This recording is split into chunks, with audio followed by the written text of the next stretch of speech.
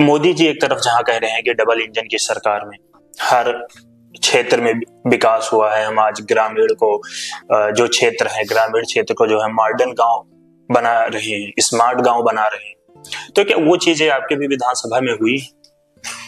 देखिए, मोदी, मैंने कहा ना कि जितना भी वादा किया गया था वो सारे वादे फेल रहे। सारे वादे झूठ और जुमला, और केवल चुनाव में झूठा वादा कर करके झूठे सपने भारत के लोगों को दिखा करके। भारत के लोगों को बहुत आशाएं थी मोदी जी से, भारतीय जनता पार्टी से, कि भारतीय जनता पार्टी आएगी, मोदी जी की सरकार आएगी, देश में एक बहुत बड़ा बदलाव आएगा।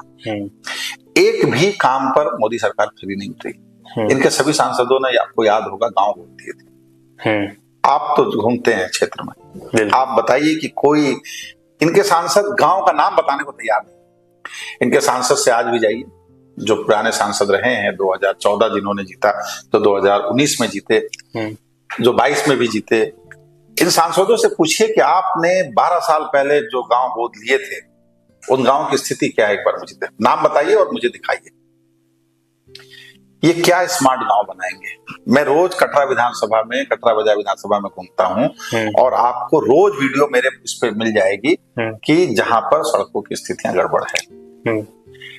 सड़कों में इतना कमीशन है इस भारतीय जनता पार्टी के सरकार में, और खासतौर पर हमारे इस कटरा बाजार विधानसभा में आप देखिएगा, इतना कमीशन लेकर के विधायक और विधायक के बेटे इस पूरे जिले की जो सड़क है, इस पूरे मतलब हमारी विधानसभा की जो सड़क, उसकी गुणवत्ता को पूरी तरह खत्म कर दी है। अच्छा, जैसे सर आप भाजपा के साथ काम किए, तो उनकी जो नीतियां हैं, उनका काम करने का क्या ढंग है कि जैसे वो चुनाव में आती हैं, जब चुनाव होता है तो चुनाव में वो एक तरफा माहौल बना के और फिर चुनाव जीत जाते हैं, तो वो किस तरीके से सारी चीज एकजुट करते हैं? देखिए, आज के समय में मीडिया उनके पास है। आज के समय आप देखिएगा, अगर टीवी पे बैठिएगा तो एंकर ही भाजपा का प्रवक्ता है, भाजपा के लिए प्रवक्ता की जरूरत नहीं। कई मीडिया हाउसेज ऐसे हो गए हैं जो अब उसको भारतीय जनता पार्टी कह लीजिए, Bharatiya Janata party channel, BJP channel अगर उसका नाम दे दीजिए तो सबसे सटीक होगा। देखिए, लोकतंत्र का एक स्तंभ जो है मीडिया थी, पत्रकारिता थी, और पत्रकारिता को हमेशा सवाल उठाने, सत्ता से सवाल करने का नियम रहा है। सत्ता से अगर पत्रकारिता सवाल नहीं करेगी तो सत्ता अंधी हो जाती है, सत्ता के नशा में चूर होकर के मदान हो जाती है। लेकिन आजकल देखिएगा कि जो आज की मेन स्ट्रीम मीडिया है, ये विपक्ष से सवाल पूछती है। सड़क दुर्घटना हुई, कहीं ट्रेन की दुर्घटना हुई, तो विपक्ष से पूछती है कि वो ट्रेन दुर्घटना हुई तो विपक्ष क्या कर रहा था। सवाल तो उनको सत्ता से पूछनी चाहिए। बिल्कुल। सदन में, अगर पार्लियामेंट के अंदर में इस देश में इस समय गैस नहीं मिल रहा है, महंगाई बढ़ी हुई है, सदन के अंदर में इस सवाल का जवाब प्रधानमंत्री को देना चाहिए, तो प्रधानमंत्री जी सदन को छोड़ करके चुनावी रैलियों में व्यस्त हैं। वो सदन होता है इस देश के चुने हुए लोकसभा के जो प्रतिनिधि है, इस देश का एक तरह से प्रतिनिधित्व करता है। सदन में वही सवाल पूछे जाते हैं जो इस देश की जनता से जुड़े हुए होते हैं, जिसका जवाब देने की जिम्मेदारी जो है इस देश के प्रधानमंत्री का है।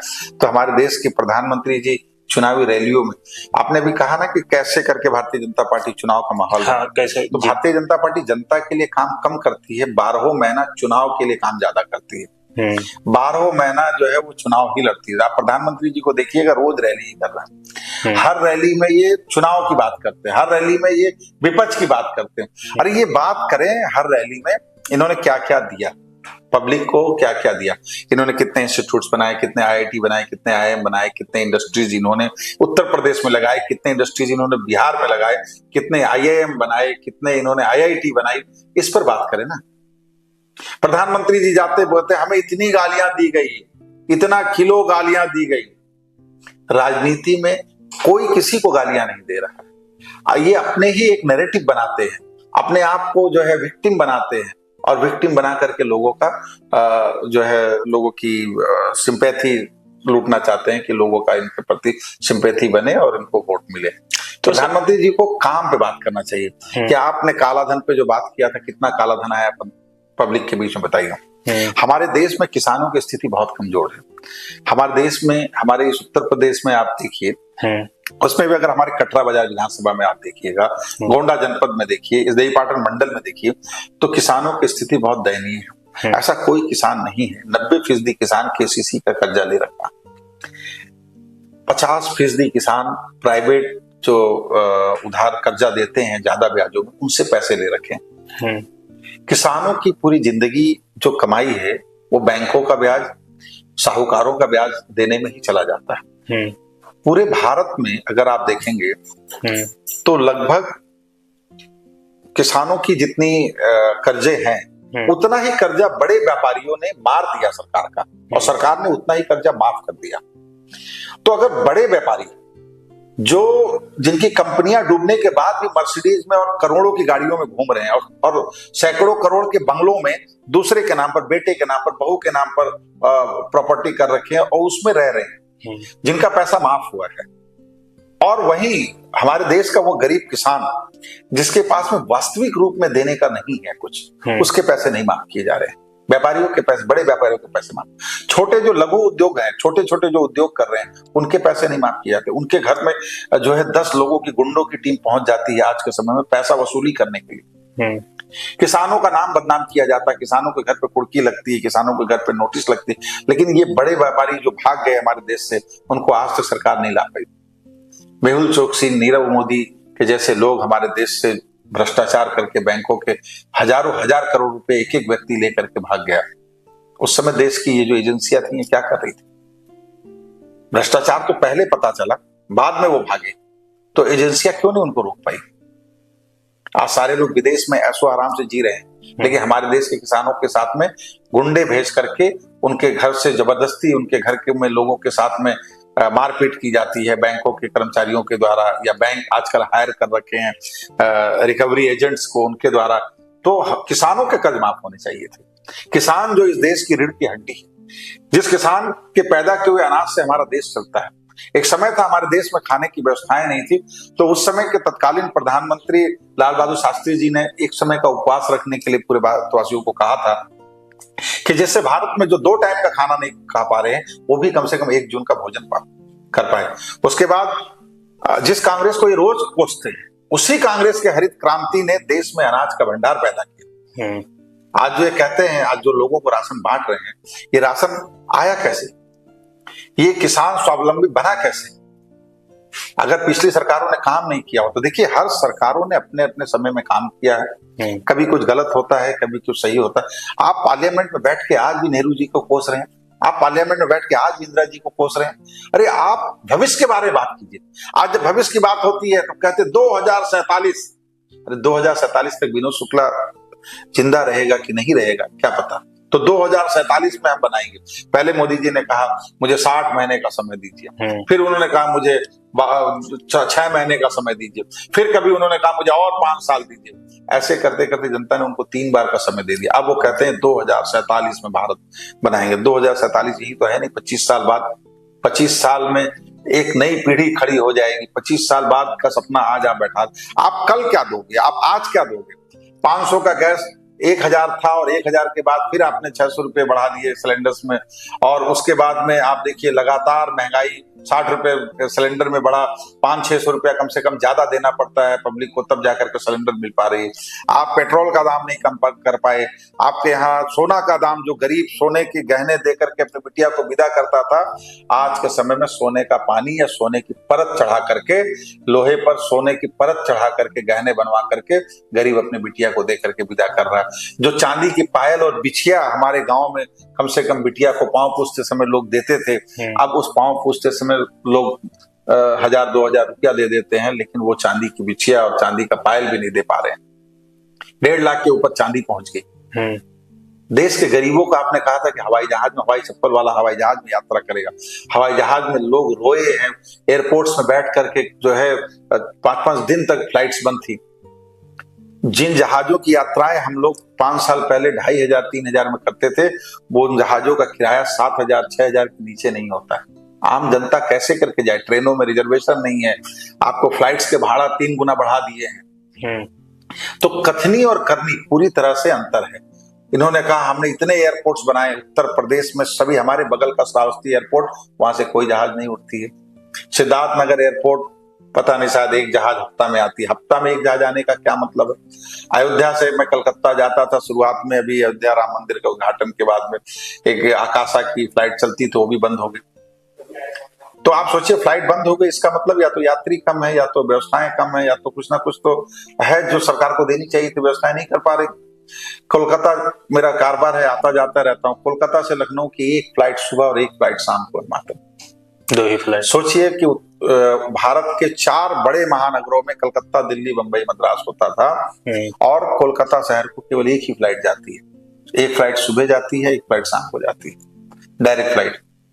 तो उत्तर प्रदेश को जहां आप कहे कि हम बहुत उत्तम प्रदेश बनाएंगे, बहुत नाम होगा, बहुत आगे जाएगा, तो आपकी कनेक्टिविटी इतनी कम है। सोचिए, या तो हमारे यहाँ व्यवसाय होता तो लोग आते जाते, हमारे यहाँ लखनऊ के अगल बगल के तीर्थ स्थान, लखनऊ के अगल बगल के पर्यटक स्थल इतने विकसित होते तो ज्यादा टूरिस्ट आते। और पश्चिम बंगाल के टूरिस्ट पूरे भारत में घूमने के लिए मशहूर है, उसके बावजूद एयर कनेक्टिविटी कम है। तो ये मैं केवल एक उदाहरण दिया हूं। इस तरह हर क्षेत्र में आप देखेंगे कि हमारे इस उत्तर प्रदेश में आने जाने वाले जो फ्लाइट्स हैं, उनके किराए में बहुत बड़ी बढ़ोतरी है।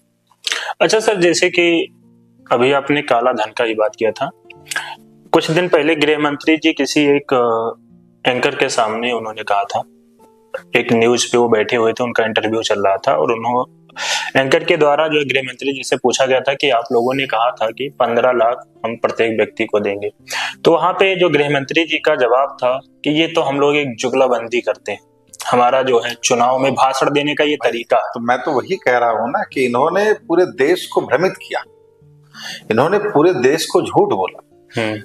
और जो पार्टी पूरे देश को झूठ बोल करके सत्ता तक पहुंची है, तो वो विनोद शुक्ला ऐसे पार्टी के विचारधारा को कभी स्वीकार नहीं कर सकता। अच्छा सर, जैसे कि अभी जब आप भाजपा से बसपा में गए और लगभग 4 साल आप बसपा में थे, तो बसपा का जो काम करने का तरीका है वो क्या है? नहीं, बसपा में मुझे कोई काम करने का अवसर नहीं मिला, क्योंकि बसपा संगठनात्मक रूप से सो गई। 4 साल में कभी भी किसी भी कार्यक्रम में बुलाया नहीं गया, कोई कार्यक्रम हुए नहीं, और लगभग पार्टी अपने आप को समाप्त कर ली। तभी ये सब देख करके हम लोग समाजवादी पार्टी की तरफ, मैं ही नहीं गया, इस जिले के कई बड़े नेता रहे, रमेश गौतम जी, उसके बाद मसूद आलम खान साहब, सभी लोग जो है बसपा छोड़ करके सब, इस जिले में तो बसपा लगभग खत्म हो गई है। बहुजन समाज पार्टी में कोई भी ऐसा बड़ा नेता या सक्रिय नेता नहीं रह गया तो बहुजन समाज पार्टी से जुड़ा हो, क्योंकि उसकी रीतियां और नीतियां और काम करने के तरीके, केवल बहन जी वहां पर बैठ करके लखनऊ से और स्टेटमेंट पढ़ देती हैं, जो भारतीय जनता पार्टी के पक्ष वाली चीजें होती हैं, वो सवाल भाजपा से कम और सपा से ज्यादा पूछती हैं इस समय। और कहीं ना कहीं आपके जो माननीय अध्यक्ष जी अखिलेश यादव जी, वो भी ये कहते नजर आते हैं कि जो बसपा वो बीजेपी की बी टीम है। ये तो जो जनता भी कह रही है ना, ये तो दिख रहा है। जब सवाल सत्ता से होनी चाहिए, सत्ता की जगह वो समाजवादी पार्टी से सवाल कर रही है। और कुछ दिन पहले जब यहाँ पे अंबेडकर पार्क में लखनऊ उनका एक रैली हुआ था, उसमें उन्होंने कहा भी था कि बीजेपी ज्यादा अच्छा काम कर रही है और सपा के जो लोग हैं उन्होंने अच्छे काम नहीं किए, उन्होंने अच्छे जो प्रदेश को एक अच्छा रूप नहीं दिया। देखिए, केंद्र में लगभग 12 साल हो गई सरकार की, और प्रदेश में लगभग 9 वर्ष होने को जा रहे हैं। 9 वर्ष पूरा हो चुका है, कल ही 9 वर्ष 2-3 दिन पहले पूरा हो चुका है। मुख्यमंत्री जी मनाया। इन 9 वर्षों में अगर सबसे ज्यादा कोई प्रताड़ित हुआ है इस भारतीय जनता पार्टी के सरकार में, तो वो है दलित, वो है पिछड़ा, वो है ब्राह्मण। दलित, पिछड़ा और ब्राह्मण, इसको, और अल्पसंख्यक, इसीलिए कहते पीडीए, पी से पंडित भी और पी से पिछड़ा भी और पी से प्रताड़ित भी। पिछड़ा, प्रताड़ित और पंडित, उसके साथ दलित, उसके साथ अल्पसंख्यक। सबसे ज्यादा अगर किसी के ऊपर में सताया गया हो, परेशान किया गया हो इस सरकार में, तो वो पीडीए को किया गया है। और भारतीय जनता पार्टी की सरकार है इस समय, समाजवादी पार्टी की सरकार नहीं है। बहन जी शायद भूल गई होंगी, बहन जी शायद सो के उठी हो और उनको ध्यान न रह गया हो कि सरकार किसकी। सरकार इसमें भारतीय जनता पार्टी की, लॉ एंड ऑर्डर मेंटेन करने का काम भारतीय जनता पार्टी का है। दलित के एक दलित व्यक्ति को, बुजुर्ग व्यक्ति की लखनऊ में जो है उसके बीमार होने के चलते किसी मंदिर के पास पेशाब छूट जाता है, तो उसकी पेशाब को छटवाया जाता है। बीजेपी से और बीजेपी के जो मातृ विंग है उसके से जुड़े हुए लोगों के द्वारा। तो एक दलित व्यक्ति का बहन जी कहाँ थी उस समय? दलितों के ऊपर जब अत्याचार हो रहा है, अयोध्या में एक दलित लड़की का बलात्कार हुआ मिल्कीपुर उपचुनाव के समय में, कहाँ थी बहन जी? बहन जी को तो दलितों का आवाज उठाना चाहिए, शोषितों का आवाज उठाना चाहिए, वंचितों की आवाज उठानी चाहिए। तो इस समय सरकार किसकी थी? भारतीय जनता पार्टी की सरकार। तो बहन जी को तो भाजपा का नाम लेना चाहिए था।